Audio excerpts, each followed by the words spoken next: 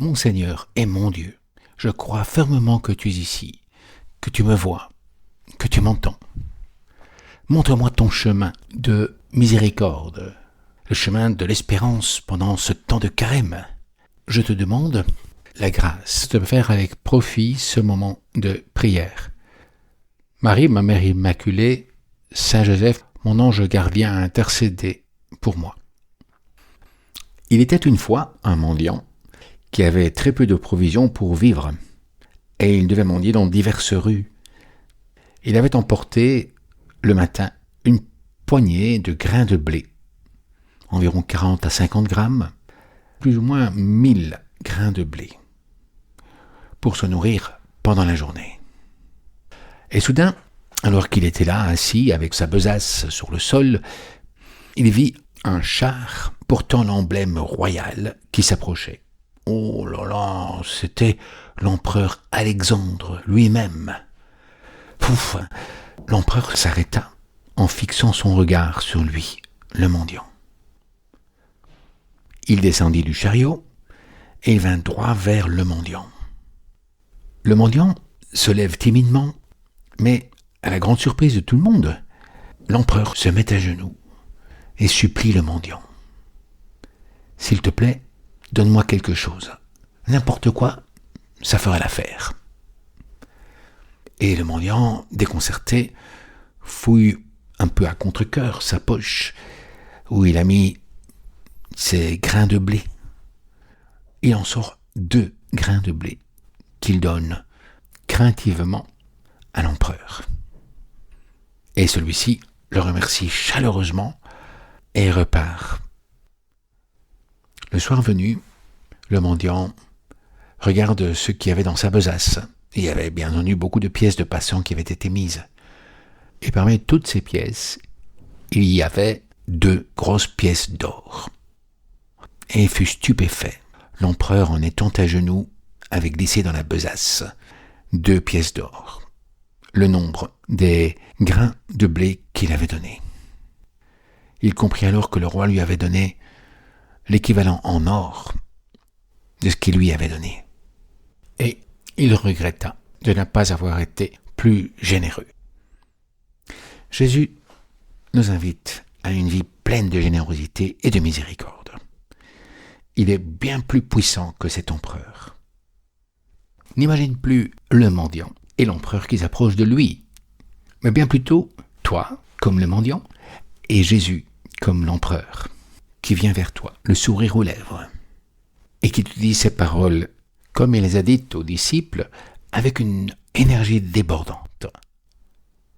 Sois miséricordieux comme ton Père est miséricordieux. Ne juge pas et tu ne seras pas jugé. Ne condamne pas et tu ne seras pas condamné. Pardonne et tu seras pardonné. Donne sans compter et il te sera donné une bien bonne mesure, tassée, secouée, débordante, qui sera versée dans ton sein.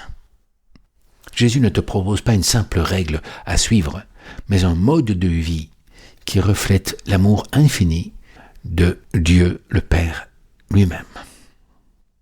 Il te montre que donner, pardonner, aimer sans condition n'est pas un fardeau, mais une source de joie profonde.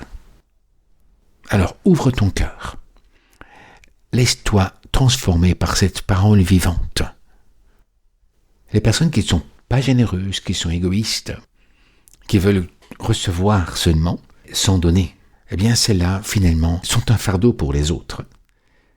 Tandis que le Christ te dit que si justement tu donnes, que non seulement tu ne seras pas un fardeau pour les autres, mais ce ne sera même pas un fardeau pour toi. Parce que tu te sentiras utile envers les personnes qui ont besoin d'aide. Tandis que l'égoïste non seulement se sentira inutile, mais même profiteur ou peut-être parasite. Jésus, tu es toi-même l'exemple parfait de cette générosité. Tes gestes simples mais puissants. Tu nourris des foules affamées. Tu guéris des malades. Tu pardonnes aux pécheurs. Tu soulages des personnes angoissées. Tu leur redonnes de l'espoir. tu les relèves. Et chaque fois que tu donnes, en fait, tu te donnes en même temps. Tu donnes avec joie. Tu rayonnes de cette joie qui illumine ceux qui t'entourent.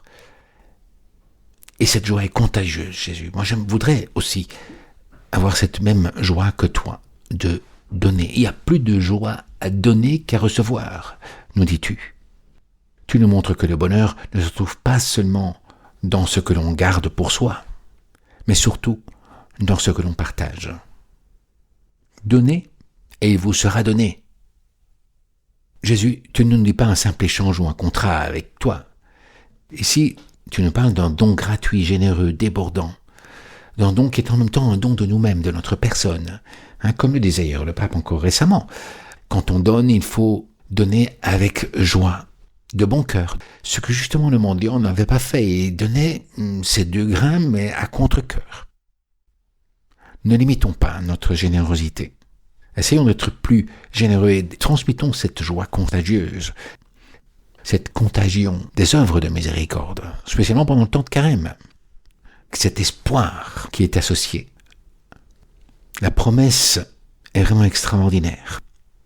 Il nous dit que nous recevrons une bien belle mesure, tassée, secouée et débordante, qui sera versée dans notre sein.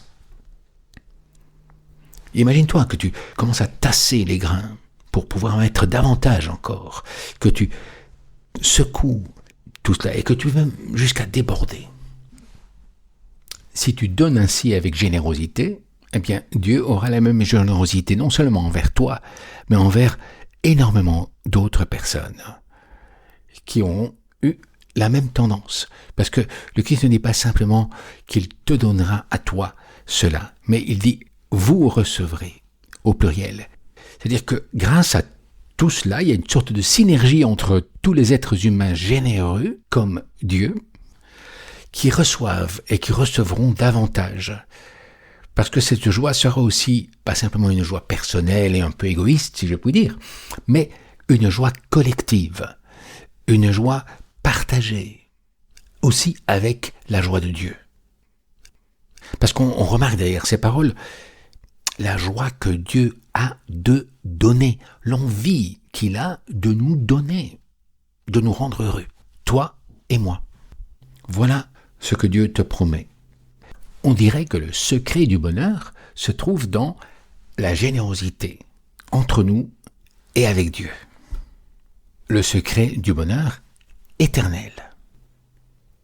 Donc il y a 2 choses ici, savoir donner et puis donner avec amour, avec sourire. Un peu comme dans la légende, Alexandre le Grand l'aurait fait avec ce mendiant. Dans notre monde où tout semble avoir un prix, Jésus nous rappelle que les plus belles des choses, la miséricorde, le pardon, l'amour, se donnent gratuitement. Alors pourquoi hésiter? Puisque ce sont les plus belles choses que tu puisses donner. Pourquoi retenir ce que tu peux offrir? Chaque sourire partagé, chaque geste d'entraide, chaque pardon accordé, remplit non seulement le cœur des autres, mais aussi le tien, d'une joie immense. Mais quelle est cette joie, ce bonheur que Dieu veut nous donner, aux miséricordieux, aux généreux? Ce n'est pas un trésor matériel ou une reconnaissance publique, c'est bien plus grandiose. C'est la joie d'être en communion avec Dieu le Père lui-même. Il ne se laisse pas gagner en générosité. En donnant sans mesure, nous devenons des reflets vivants de Dieu lui-même et de son amour infini. Nous goûtons à cette paix intérieure qui dépasse tout entendement et qui est propre de la logique divine, la logique de l'amour. Tu es digne d'être fils de Dieu ton Père. Et il y a plus encore, en vivant ainsi, tu sèmes autour de toi des graines d'espérance et d'amour, qui sont plus de valeur que l'or. Imagine un monde où chacun donnerait avec générosité et pardonnerait avec largesse. Ce monde commence déjà avec toi et avec moi, aujourd'hui. Alors, aujourd'hui, regarde autour de toi. Qui a besoin d'un sourire? Qui a besoin d'une oreille attentive, d'un conseil, d'être écouté, qui a besoin d'un geste concret d'aide ou de pardon. N'attends pas demain. Jésus t'appelle à être un semeur de paix et de joie. Quand tu donnes avec amour, tu recevras bien plus que ce que tu as offert. Marie a été hyper généreuse avec le Seigneur. Et c'est pour ça qu'elle est aussi hyper joyeuse. D'une joie et d'un bonheur divin qu'elle veut te transmettre. Je te remercie, mon Dieu, des bonnes résolutions, des actes d'amour et des inspirations que tu m'as communiquées dans cette méditation. Je te demande de m'aider à les mettre en pratique. Marie, ma Mère Immaculée, Saint Joseph et mon ange gardien, intercédez pour moi.